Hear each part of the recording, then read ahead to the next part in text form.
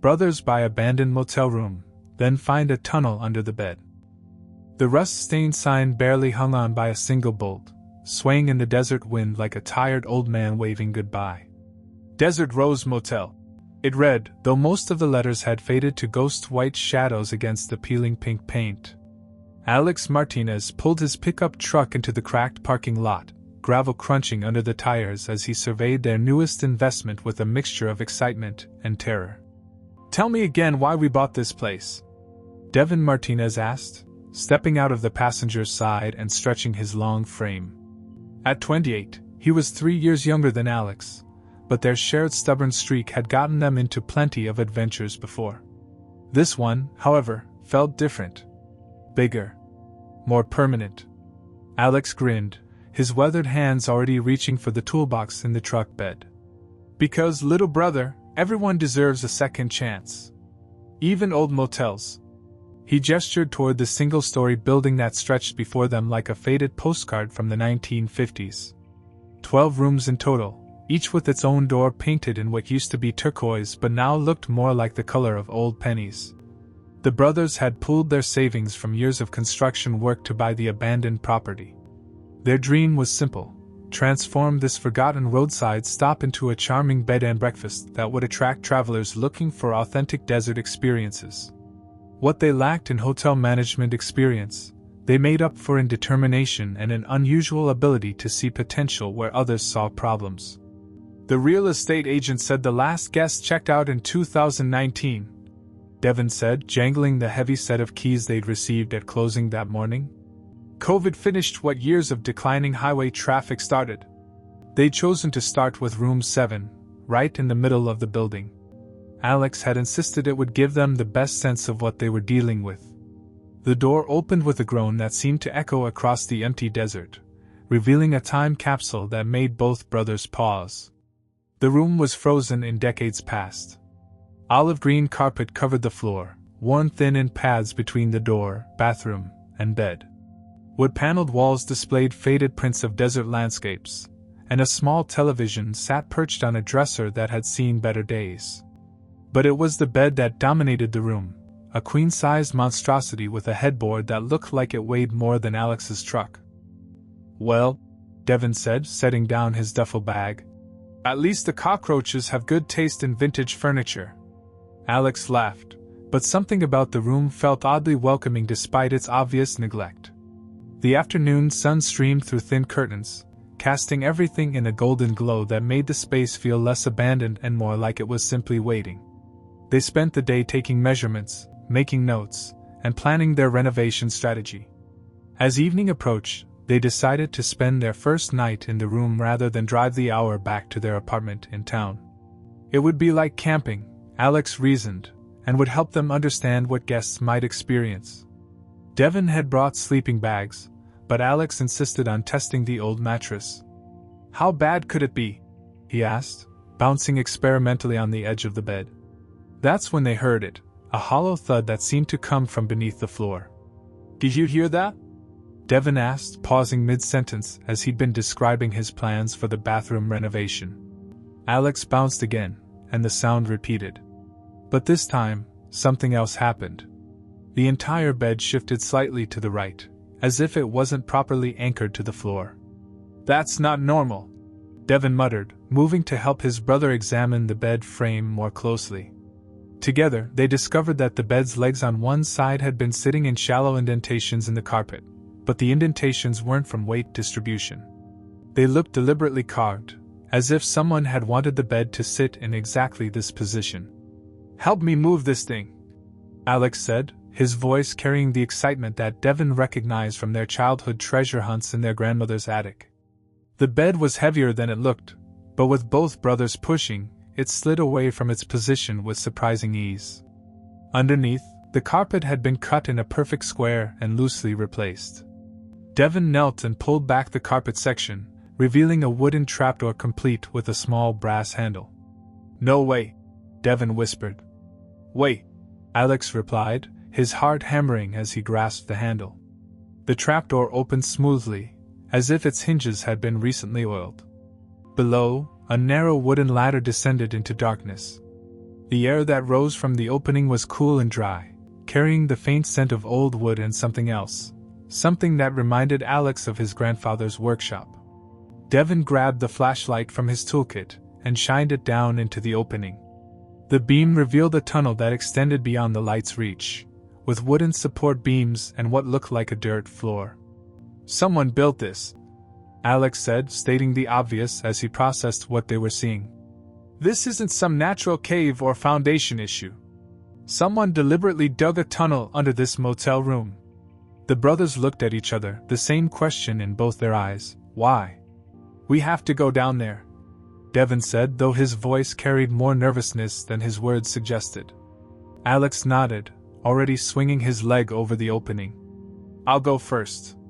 If I disappear, call the police and tell them I died doing what I loved, making questionable decisions." The ladder was solid, clearly built by someone who knew what they were doing. Alex descended slowly, counting 12 rungs before his feet touched the tunnel floor. The space was taller than he'd expected.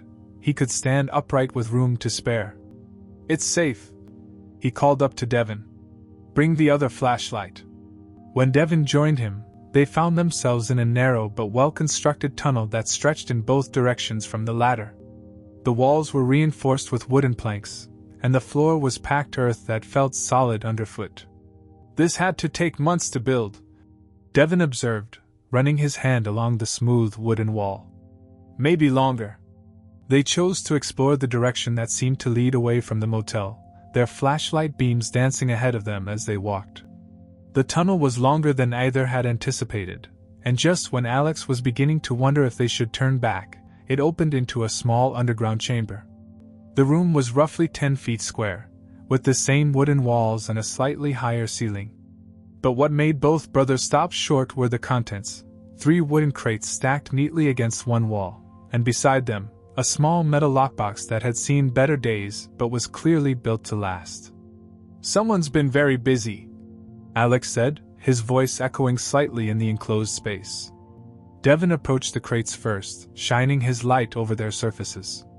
They were old but well-made, with rope handles and what looked like shipping labels that had long since become illegible. The wood was dry and solid, showing no signs of rot or insect damage. "Should we open them?" Devin asked. "I don't think we have a choice," Alex replied, though his hands hesitated over the nearest crate. "This is our property now, right? Legally, I mean?" "I think so," Devin said, though neither brother was entirely sure about the legal implications of underground treasure hunting on their own land. Alex lifted the lid of the first crate. Inside, wrapped in what had once been white cloth, were items that made both brothers lean closer. Tools, primarily, but not construction tools. These were smaller, more precise. Watches, jewelry, and what looked like clockwork mechanisms that neither brother could immediately identify. The second crate contained more of the same, along with several small leather pouches that clinked softly when moved. Devin opened one and found it filled with old coins, some silver, some gold, all clearly valuable and clearly old. But it was the lockbox that drew their attention next. It was small enough to carry with one hand, but heavy enough to suggest it contained something substantial. The lock was old-fashioned but solid, and after several attempts, they realized they'd need tools to open it properly. "We should take this back upstairs," Alex said. "Figure out what we're dealing with before we go any further." As they prepared to leave the chamber, Devin's flashlight beam swept across something they missed in their initial excitement. Carved into the wooden wall, barely visible unless you knew where to look, were initials. FH Plus Crew, 1953. Frank H. Alex read aloud. "Whoever you are, Frank, you built one hell of a hiding spot." The brothers carefully carried the lockbox back through the tunnel and up the ladder into room 7. The normal world of carpet and wood paneling felt almost strange after their underground adventure. As they sat on the floor, the lockbox between them, Alex realized that their simple plan to renovate a motel had just become something much more complicated. And much more interesting. "Well," Devin said, echoing his brother's thoughts. "This wasn't in the real estate listing." Outside, the desert wind continued to rattle the old motel sign, but inside room 7, The brothers stared at their mysterious discovery and wondered what stories it might tell. The renovation could wait. They had a mystery to solve first. The lockbox sat between them like a question waiting for an answer, and Alex couldn't shake the feeling that opening it would change everything. Again. Dawn crept through the thin curtains of room 7, casting long shadows across the floor where Alex and Devin had spent the night taking turns staring at the lockbox. Neither had slept much. The discovery had filled their minds with questions and possibilities that seemed to multiply with each passing hour. "I dreamed about Frank," Devin admitted, stretching his stiff neck as he sat up from his sleeping bag. "Whoever he was, he had a story to tell." Alex was already examining the lockbox in the morning light, running his fingers along its edges and studying the old-fashioned lock mechanism. "This thing has to be 70 years old, maybe more. Look at the craftsmanship." The metal was tarnished but solid, with intricate engravings around the edges that spoke of a time when even functional items were made to be beautiful. The lock itself was substantial, clearly designed to keep secrets safe for a very long time. "I brought a crowbar," Devin said, reaching for his toolbox. "We could probably—" "Wait," Alex interrupted, holding up his hand. He noticed something they'd missed in the dim flashlight beam the night before. Along the bottom edge of the box, almost invisible unless you looked at just the right angle, were tiny scratches that formed numbers, 1953. "The same year as those initials carved in the wall," Devin observed. "Frank wasn't just hiding this stuff, he was documenting it." Alex felt around the lock mechanism more carefully, and this time his fingers found something different. The numbers weren't just scratched into the metal for decoration. They were positioned exactly where someone might rest their fingers while working the lock combination. "It's not a key lock," Alex said, excitement building in his voice. "It's a combination lock. And I think Frank left us the combination." With careful precision, Alex turned the small dial, 1-9-5-3. The lock clicked open with a sound that seemed to echo through the room like a gunshot. Inside the lockbox, wrapped in oiled leather that had protected it from decades of humidity, was a leather-bound journal. The cover was worn smooth from handling, and when Alex opened it carefully, the pages revealed Frank's story in handwriting that was surprisingly neat and deliberate. "June 15, 1953, Alex read aloud. "My name is Frank Harrison, and if someone is reading this, it means I never made it back like I planned to. I'm writing this down because every man deserves to have his story told, even if he's made mistakes along the way." Devin moved closer, drawn in by the intimacy of Frank's words reaching across 7 decades. "Me and the boys, Charlie, Dutch, and young Tommy, we got ourselves into some trouble a few years back. Nothing violent, mind you. We were what you might call creative borrowers. We'd find ways to help ourselves to things that rich folks wouldn't miss, and we were pretty good at it too." Alex turned the page, revealing Frank's careful documentation of their activities. But as he continued reading, the story took an unexpected turn. "But a man gets tired of looking over his shoulder all the time. Charlie met a girl, Dutch wanted to go back to school, and Tommy was talking about joining the army. We decided to make one last score and then go straight. Problem was, we were too good at our old ways." The journal detailed how the group had accumulated more money and valuables than they'd ever intended. They'd found themselves sitting on a small fortune with no safe way to enjoy it without drawing unwanted attention. "That's when we heard about this place," Alex continued reading. "The Desert Rose Motel. Out in the middle of nowhere, run by an old couple who minded their own business. We figured we could lay low here for a while, let things cool down, and make our plans for starting over." Devin found himself imagining these 4 young men, probably not much older than he and Alex were now, trying to figure out how to escape their past and build better futures.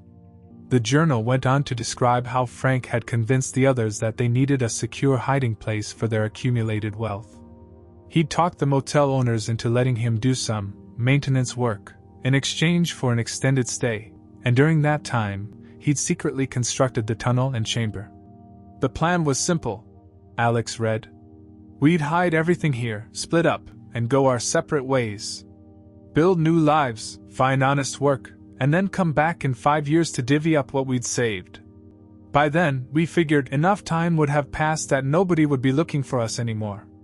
But Frank's entries revealed that life had other plans. Charlie had indeed gotten married and moved to Oregon to work in his father-in-law's lumber business. Dutch had enrolled in college in California. Tommy had joined the army and been shipped overseas. And Frank himself had found work as a mechanic in Phoenix, discovering that he had a genuine talent for fixing things. July 4, 1954. Alex read from a later entry. It's been a year since we split up. I got a letter from Charlie. He's expecting his first baby and says he never wants to see another dime that came from our old life. Dutch wrote that he's studying to be a teacher and feels the same way. Tommy's somewhere in Korea, but his last letter said he's found his calling in the army and plans to make it his career. The most surprising entry came near the end of the journal. December 25, 1954. I've made my decision. The money and valuables we hid, they're not ours anymore. They never really were.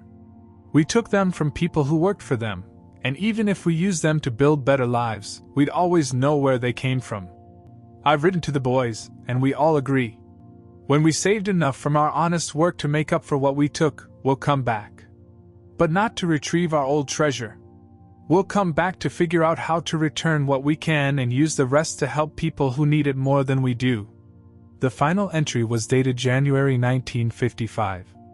I'm leaving this journal here in case something happens to one of us. The tunnel and everything in it will stay hidden until we can all come back together and do the right thing. We're different men now than we were when we dug this hole. Sometimes the best treasure you can find is discovering who you really want to be. Alex closed the journal carefully, and both brothers sat in silence, processing Frank's story. What they'd assumed was a simple case of hidden treasure had revealed itself to be something much more complex, a story of redemption, friendship, and the difficult choice to leave the past behind. They never came back, Devin said quietly. No, Alex agreed. They didn't. Outside, the desert wind continued its endless conversation with the old motel sign, but inside room 7, two brothers found themselves holding not just a journal, but a responsibility they hadn't expected when they bought an abandoned motel. The treasure was still waiting in the tunnel below, but now they knew it came with a story that demanded careful consideration. Armed with Frank's journal and a deeper understanding of what they might find, Alex and Devin descended into the tunnel again. This time, they brought better flashlights, a digital camera, and a sense of reverence for the space that Frank and his friends had created so many decades ago. It feels different now, Devin said as they reached the bottom of the ladder. Knowing who built this. Alex nodded, running his hand along the wooden support beams with new appreciation. Frank wasn't just hiding treasure. He was building something that would last. They decided to explore the tunnel more systematically this time. The previous evening, they'd been so focused on reaching the chamber that they'd missed details along the way. Now, moving slowly with their powerful LED flashlights, they began to see the tunnel as Frank had intended it, not just as a hiding place, but as a carefully crafted refuge. Every 20 feet or so, Frank had installed small alcoves carved into the tunnel walls. Most were empty now, but a few still contained items that told stories of their own. In one, Devin found a small wooden box containing what looked like clockmaker's tools, tiny screwdrivers, springs, and gears that spoke to Frank's mechanical talents. Look at this, Alex called from another alcove. He'd discovered a collection of photographs wrapped in waxed paper. The black and white images showed 4 young men in 1950s clothing, grinning at the camera with the kind of easy confidence that comes from being young and believing the world is full of possibilities. Frank was easy to identify. His signature was on the back of several photos. He was tall and lean, with dark hair and eyes that seemed to hold secrets. Charlie was shorter and stockier, with a face that suggested he'd be more comfortable laughing than planning heists. Dutch looked scholarly even in the casual photos, wearing wire-rimmed glasses that made him seem older than his companions. And Tommy, clearly the youngest of the group, had the kind of boyish features that probably helped them blend into crowds. They look like kids, Devin observed, studying a photo of all four men standing beside a 1940s sedan. Younger than us. But it was the next discovery that really brought Frank's story to life. Hidden in a larger alcove, they found what could only be described as Frank's underground workshop. A wooden table, still sturdy after all these years, held an array of tools and partially completed projects. There were pocket watches in various states of repair, intricate mechanical devices that neither brother could identify, and detailed drawings that showed Frank's plans for expanding the tunnel system. He was an inventor, Alex said, examining a complex diagram that seemed to show some kind of automatic lighting system for the tunnels. Look at these sketches. This isn't just mechanical work, this is engineering. Devin found Frank's personal effects in a wooden chest beside the workbench. Letters from Charlie, Dutch, and Tommy, carefully preserved and organized by date. A worn Bible with passages underlined in pencil. A small leather pouch containing what looked like family photographs, an older couple who might have been Frank's parents, and a young woman with kind eyes and a gentle smile. Sarah, Devin read from the back of the woman's photograph. My heart, my future, my reason to change. The letters from Frank's friends painted a picture of four men struggling to build new lives while grappling with guilt over their past. Charlie's letters were full of excitement about his new family and his work in Oregon, but also anxiety about whether he deserved the happiness he'd found.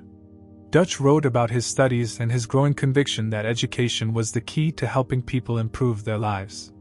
Tommy's letters from Korea were fewer but longer, describing how military service had given him structure and purpose he'd never had before.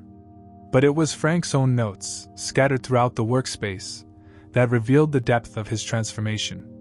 Page after page of calculations, not for heists or schemes, but for legitimate inventions. Drawings of mechanical improvements for farm equipment. Plans for a workshop where he could teach young men useful trades. December 1954. Alex read from a loose sheet of paper tucked into one of Frank's technical drawings. Talked to Sarah today about the future.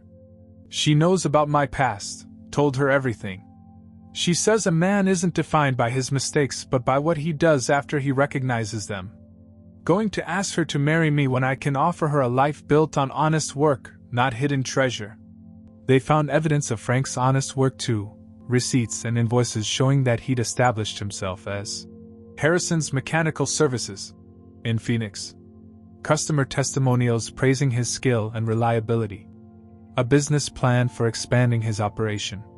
The most poignant discovery was a calendar on the workshop wall, marked with dates and notations in Frank's careful handwriting.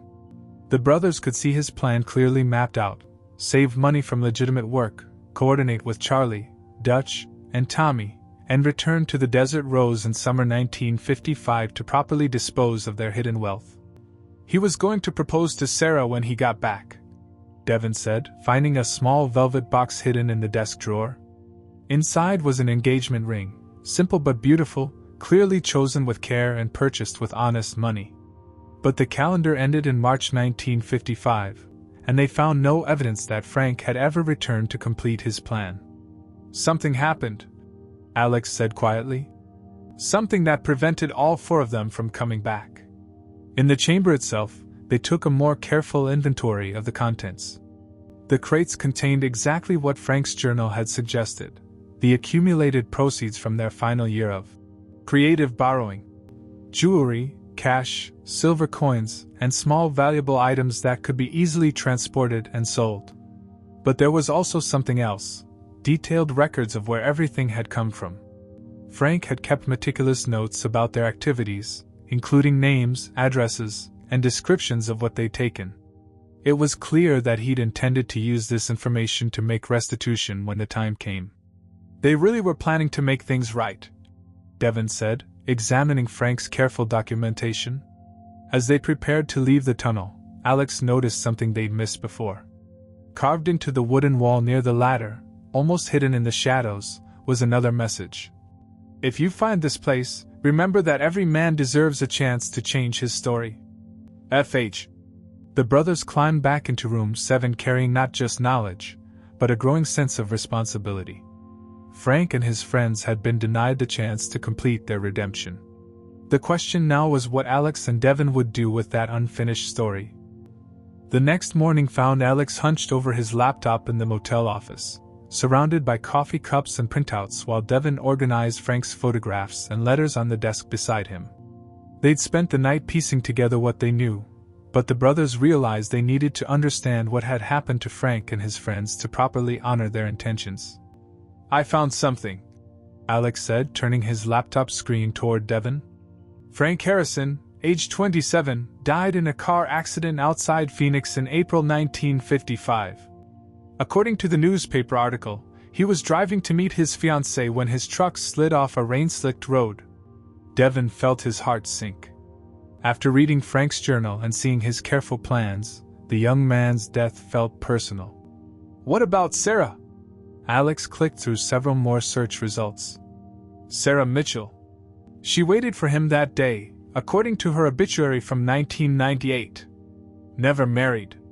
Became a schoolteacher and spent 40 years teaching kids in Phoenix.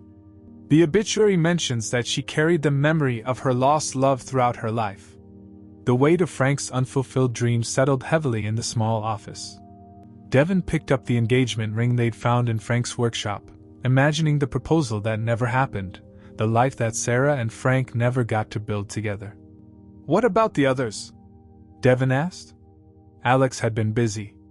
Charlie Morrison moved to Oregon like Frank wrote about. Married his girlfriend, had 3 kids, and ran a successful lumber business until he retired in 1985. Died peacefully in 1992, surrounded by family. "At least one of them got his happy ending," Devin said. Dutch, his real name was William Deutscher, became exactly what he dreamed of. Got his teaching degree, then a master's in education. Spent 35 years as a high school principal in California. According to this retirement article from 1987, he was known for giving troubled kids second chances. Never married, but the article mentions him saying his students were his family. "And Tommy?" Alex's expression grew more somber. "Thomas Tommychin. Finished in action in Korea, July 1955. He was 22. The brothers sat in silence, absorbing the weight of these 4 interrupted lives. Frank's careful plans, his friends' transformations, their shared intention to make amends, all of it cut short by the randomness of fate. "So none of them made it back," Devin said quietly. "But here's the thing," Alex said, scrolling through more search results. "I found records showing that both Charlie and Dutch did try to make things right, even without the hidden treasure." He showed Devin a newspaper clipping from 1965. Charlie Morrison donated a significant amount of money to establish a scholarship fund for disadvantaged youth in Portland. And look at this. Dutch used his own savings to start a program providing free tutoring for kids who couldn't afford it. Devin studied the articles, seeing how Frank's influence had rippled through his friends' lives even after his death. They carried it forward. Even without coming back here, they found ways to honor what they'd promised each other. Alex nodded, then pulled up more recent search results. "I also found something else. Remember Frank's detailed records of where everything came from? I cross-referenced some of the names and addresses. What Alex had discovered was both heartbreaking and illuminating. Many of the families Frank and his crew had stolen from were long gone, businesses closed, families moved away, records lost to time. But a few threads remained. The Goldstein jewelry store in Tucson. Frank's notes show they took about $2,000 worth of inventory in 1952. The store closed in the 1970s when old Mr. Goldstein retired, but his grandson David still lives in Tucson. He's a retired teacher who runs a small community center." Devin leaned forward, understanding where Alex was heading. "And the Riverside Hotel in Phoenix. Frank noted they took cash from the safe. What about them?" "The hotel was torn down in the 1980s, but the family that owned it started a foundation that helps homeless veterans. It's still active, run by the original owner's great-granddaughter." As Alex continued his research, a pattern emerged. While they couldn't trace every victim of Frank's crew, the ones they could find had used their own resources to help others. It was as if Frank's example of seeking redemption had somehow influenced the very people he'd wronged. But the most surprising discovery came when Alex decided to research the Desert Rose Motel itself. The couple who owned this place when Frank stayed here, Martha and Eugene Torres. They knew, Alex said, his voice filled with amazement. Look at this. He showed Devin a handwritten letter he'd found in the local historical society's online archives, donated by the Torres family after Eugene's death in 1978. Eugene wrote this to his son in 1956. Alex read aloud. That young man Frank who stayed with us last year was a good soul trying to make things right. He told me the truth about his past before he left, and I respected him for it. If anyone ever comes asking about what he left behind, tell them it was left by someone who understood that a person's worth isn't measured by their mistakes, but by their efforts to fix them. Devin stared at the letter. Eugene knew about the tunnel? Not just knew about it, he helped keep the secret. According to this, Frank told him everything before leaving for Phoenix that final time. Eugene and Martha agreed to let the hiding place remain undisturbed, believing Frank and his friends would return someday to complete their plan. The brothers realized they weren't just inheritors of hidden treasure, but guardians of a story that multiple generations had helped preserve. Frank's transformation had touched everyone he'd encountered in his final years, his friends, his fiancée, even the motel owners who'd given him sanctuary. So what do we do now? Devin asked. Alex looked around the small office, then out at the desert stretching endlessly beyond the motel. We do what Frank couldn't finish. But we do it our way. The pieces of Frank's story had finally come together, revealing not just what had happened, but what still needed to happen. The brothers had their answer, and more importantly, they had their purpose. 3 days after their research breakthrough, Alex and Devin sat in the renovated motel office, staring at a list they'd spent hours creating. On one side were the names of people and organizations they'd been able to trace back to Frank's detailed records. On the other side were modern charities and foundations that aligned with what Frank and his friends had tried to accomplish in their transformed lives. David Goldstein agreed to meet with us tomorrow, Alex said, hanging up the phone. He sounded curious but cautious when I mentioned finding something that belonged to his grandfather's store. Devin nodded, still holding the small velvet ring box they'd found in Frank's workshop. What do you think we should tell him? The whole truth? Frank believed in the truth, Alex replied. Even when it was harder than lying. They'd spent the past few days making similar calls and sending careful letters. Each conversation had been different. Some recipients were skeptical, others intrigued, and a few were moved to tears when they heard Frank's story. The brothers had quickly learned that honesty, delivered with respect and genuine intention, opened doors that might otherwise remain closed. The hardest call had been to the Phoenix Community Foundation, which had grown out of the Veterans Assistance Program started by the old Riverside Hotel family. When Alex explained about Frank's meticulous records and his intention to make restitution, the foundation director had been silent for so long that Alex thought the call had dropped. "You're telling me," the director had finally said, "that someone kept records for 70 years, planning to return what he'd taken?" "Not just planning," Alex had replied. He and his friends were actively building honest lives so they could make things right. They just ran out of time. Now, as the brothers prepared for their first face-to-face meeting, they'd made their fundamental decision. They wouldn't keep Frank's treasure for themselves, but they also wouldn't simply hand it over to authorities or distant relatives. Instead, they would honor Frank's original intention while adapting it to the present day. The Historical Society was the easy part, Devin said, reviewing their notes. They were thrilled to receive Frank's journal, the photographs, and some of the personal items. Having a complete record of someone's life from that era, they said it was like finding a time capsule. Alex smiled, remembering the historian's excitement when they delivered Frank's workshop tools and technical drawings. She said Frank's mechanical innovations were ahead of their time. They want to create an exhibit about ordinary people who contributed to their communities in extraordinary ways.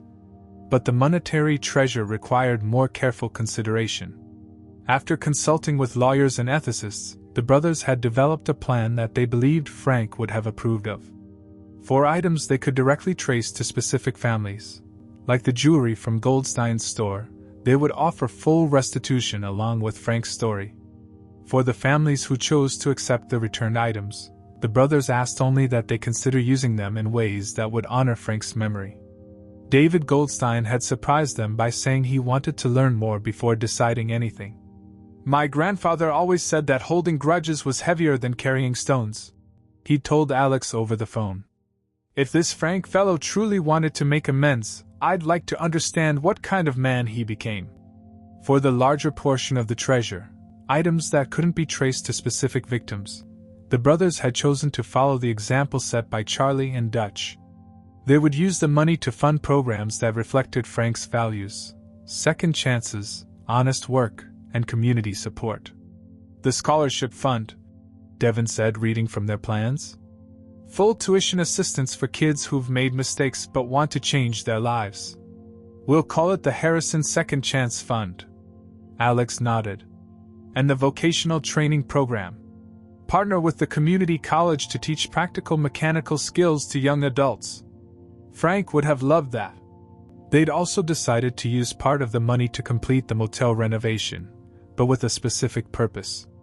One room would be permanently dedicated to Frank's story, not as a museum, but as a place where visitors could learn about redemption, second chances, and the power of choosing to do better. "Room 7 stays exactly as we found it," Alex said firmly. "The tunnel entrance, everything. But we'll seal the tunnel itself and create a memorial garden above it. A place for people to sit and think about their own second chances." The brothers had learned something important during their research. Frank's story wasn't unique. Every generation had people trying to escape their past mistakes and build better futures. By preserving and sharing Frank's journey, they could offer hope to others facing similar struggles. Their phone rang, interrupting their planning. It was Sarah Mitchell's great-niece, who'd heard about their discovery through the Historical Society. "I know my great-aunt never got over losing Frank," she said. "She kept his last letter to her for 60 years. Would you like to know what it said?" Alex put the call on speaker as the woman read Frank's final words to his fiancée. "I'm coming home to you with clean hands and an honest heart. Everything I am now, I am because you believed I could be better than my mistakes. Our future starts when I see you again." After hanging up, both brothers sat quietly, feeling the weight of Frank's unfulfilled promises and their own opportunity to complete what he'd started. "We're not just renovating a motel," Devin said finally. "No," Alex agreed. "We're finishing a story that began 70 years ago. And maybe starting some new ones." Outside, the desert wind still rattled the old motel sign, but inside, two brothers had found their purpose in honoring someone else's unfinished redemption. 18 months later, Alex stood in the parking lot of what was now officially called the Desert Rose Inn and Heritage Site, watching as a tour bus pulled away carrying a group of history enthusiasts who'd spent the morning learning about Frank Harrison's story. The old motel sign had been restored to its original pink and turquoise glory, but now it was accompanied by a tasteful bronze plaque that read, "In memory of those who seek second chances and the courage to change their stories." The transformation had exceeded every expectation. What had begun as a simple renovation project had evolved into something neither brother could have imagined. The inn was booked solid through the next 6 months, drawing visitors not just for the comfortable accommodations, but for the story that had captured hearts across the country. "Another interview request," Devin called from the office, waving his phone. "This one's from a documentary filmmaker in Los Angeles. She wants to feature Frank's story in a series about redemption." Alex smiled, but he was watching something more meaningful than media attention. In the memorial garden they'd created over Frank's sealed tunnel, a young woman sat on the bench reading from a worn journal, not Frank's original, which was safely preserved in the Historical Society, but one of the replica copies they'd had made for visitors. This was Maria, a recent graduate of their vocational training program, who'd come back to thank them before starting her new job as a certified mechanic. Maria had been their first scholarship recipient, a 19-year-old who'd made some poor choices but wanted desperately to build a legitimate career. She'd read Frank's story and written an essay about second chances that had moved both brothers to tears. Now, 6 months later, She was employed at a respected auto shop and planning to save money for her own business. "She reminds me of Frank," Alex said as Devin joined him outside. "That same determination to build something better." The Harrison Second Chance Fund had awarded scholarships to 47 young adults so far, and the vocational training program had a waiting list 3 months long. But the brothers measured their success not in numbers, but in stories like Maria's, people who'd found hope in Frank's example and used it to change their own lives. Room 7 had become the heart of their operation. They'd preserved it exactly as they'd found it, tunnel entrance and all, but now it served as an interactive memorial where visitors could read Frank's journal entries, examine his photographs, and understand the depth of his transformation. The engagement ring sat in a place of honor, along with Sarah's photograph and the letter she'd kept until her death. "David Goldstein called this morning," Devin said. "He's bringing his grandson next week. Wants the boy to understand that people can change, that mistakes don't have to define you forever." David had become one of their strongest supporters after that first emotional meeting. When they'd returned his grandfather's stolen jewelry, he'd insisted on donating its value back to the scholarship fund. "My grandfather would rather see it help young people build honest lives than sit in my safe," he'd said. The Phoenix Community Foundation had responded similarly. When the brothers had offered restitution for what Frank's crew had taken from the Riverside Hotel, the foundation director had asked them to instead partner in expanding their Veterans Assistance Program. They now ran a workshop where former military personnel could learn civilian job skills while processing their own transitions and second chances. But perhaps the most unexpected development had been the response from Sarah Mitchell's family. Her great-niece had donated Sarah's personal collection of letters and photographs to create a companion exhibit about love, loss, and the power of believing in someone's potential for change. Visitors often left the Sarah Mitchell Memorial display with tears in their eyes and renewed faith in the possibility of transformation. "The reporter from the Phoenix Tribune wants to do a follow-up story," Devin said, checking his messages. "1 year later, that kind of thing. She's particularly interested in the ripple effects." Those ripple effects had been remarkable. Other communities had reached out asking for advice on preserving their own forgotten stories. 3 more scholarship programs had been established in different states, inspired by Frank's example. Most surprisingly, they'd received dozens of letters from people who'd found the courage to address their own past mistakes after reading about Frank's journey. Alex walked over to the memorial garden where Maria had finished reading and was now simply sitting in contemplation. The garden was simple but beautiful, native desert plants arranged around a small fountain, with pathways that encouraged quiet reflection.